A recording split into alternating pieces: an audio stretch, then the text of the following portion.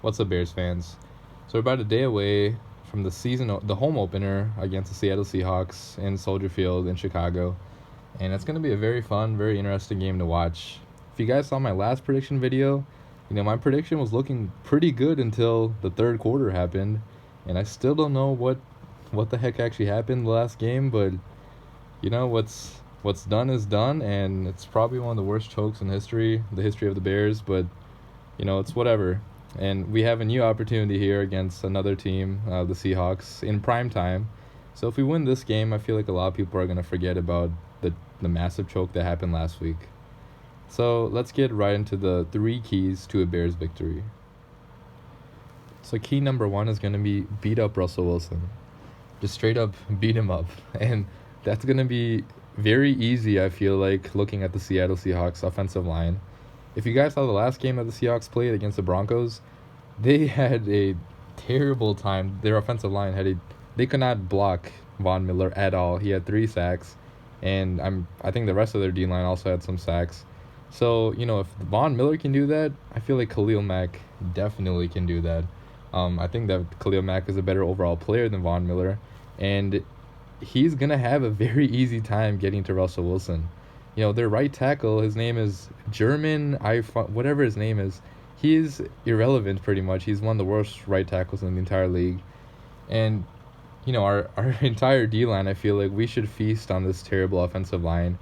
And we should be beating up on Russell Wilson. If we actually do that, it's going to be, it's not going to be a close. Key number 2 is going to be run the ball down their throat.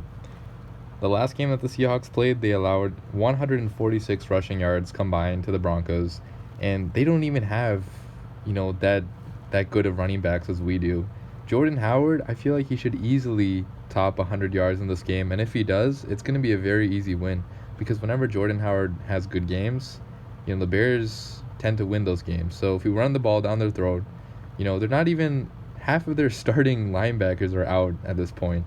KJ Wright won't be playing, Bobby Wagner's not playing, and they're just so banged up. So, we just got to run the ball down their throat, and that will give us a good chance at a victory.